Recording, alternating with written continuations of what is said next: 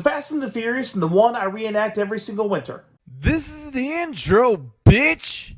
So just watch my shit. And that's what I'm talking about today. Fast and the Furious Tokyo Drift. The Fast and the Furious Tokyo Drift, or more commonly known as Tokyo Drift, is the third film in the Fast and Furious saga. It's also the only film in the Fast and Furious saga that doesn't feel like a Fast and Furious film. Tokyo Drift came out on June 16th, 2006. I had just turned 13, so I was the prime demographic for these films. Before I tell you who's in this movie, let me tell you who's not in this movie. Paul Walker is not in this movie. Vin Diesel is not in this movie. America is not in this movie. This movie takes place in Tokyo, Japan, hence the title, Tokyo Drift. So who's the new cast? Well, we got someone who you aren't going to see for another 6 movies after this, and that is Lucas Black as the character Sean. I don't know if he has a last name or if they even mention his last name, but his name is Sean. We got newcomer to the series, Sung Kang as Han. Han, to me, back when I was like 13, is like the embodiment of cool. He's calm, he's collected, he has long hair. Yeah, I liked that when I was a kid. Then we have Bow Wow, also known as Little Bow Wow, also known as Like Mike, as a guy named Twinkie, who is the crack dealer of the high school. He doesn't actually deal crack, he has shoes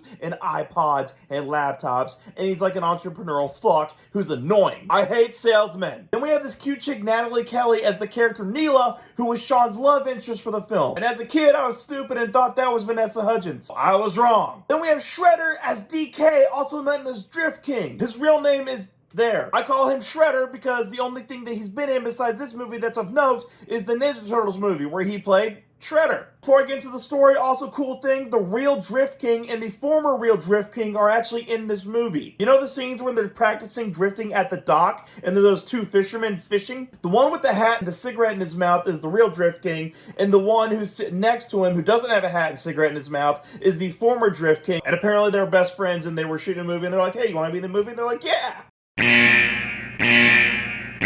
As I said at the beginning of this movie doesn't feel like a Fast and Furious film. Right at the beginning, too. There's this really cool song that basically shows Sean going through high school, and the way the song plays out and everything that goes on in this scene, it doesn't feel Fast and Furious. It feels like we're watching a USA Today pilot. After school, Sean gets goaded by this jock douchebag to race him, but Sean only races for pinks. This car is really expensive, yours is a piece of shit. Before they get into a physical altercation, the girl's like, hey, why don't you race for me? Winner gets me.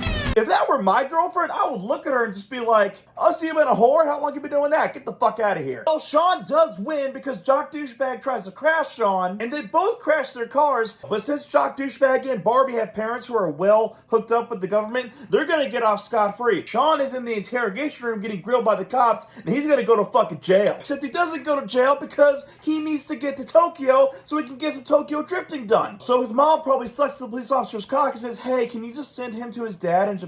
So he goes to Japan, where he meets Bow Wow, who tries to sell him a laptop. Sean sees that Bow Wow has a steering wheel that he ain't selling, and then Bow Wow shows Sean his car, and it's an Incredible Hulk car. This thing's awesome, I don't give a fuck what you say. Bow Wow takes Sean to the drift party where all the racers are hanging out, and then he goads DK into racing. Sean doesn't have a car, so what's he gonna do? Well, Han's like, hey, I don't like DK, I think you're scaring him, use my car, just don't fuck it up. He fucks it up.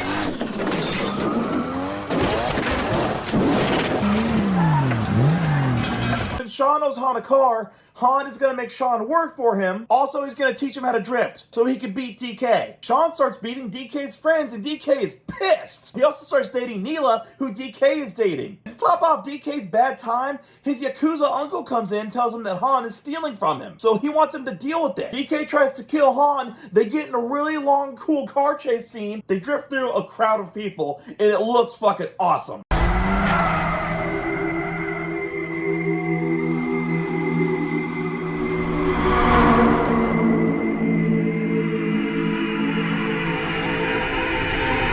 Han crashes, the car explodes, Han dies, Sean's like, hey, I need to avenge my buddy. But even if he beats DK in a race, he's still got the Yakuza to deal with. So he takes all this fucking money and gives it to the Yakuza guy. It's like, hey, let me race your nephew. If I win, he has to leave. If I lose, I'll just leave. It's a win-win for you. Yakuza guy says, okay, they race. It's an awesome race scene. It's thrilling. Sean wins. DK has to leave town. Later on, Sean is hanging out as the new Drift King. Bow Wow shows up and tells Sean that there's this guy asking to race the new Drift King. Well, who shows up? Vin Diesel shows up. That's who. He says he knew Han. What's going on here? I will tell you what's going on here in the next movie. Tokyo Drift actually might be my least favorite of the Fast and Furious films, but it is still a good time. The acting is okay. The editing is okay. The pace is a little slow, but does pick up in the third act. And I will say that the Fast and the Furious Tokyo Drift is good enough.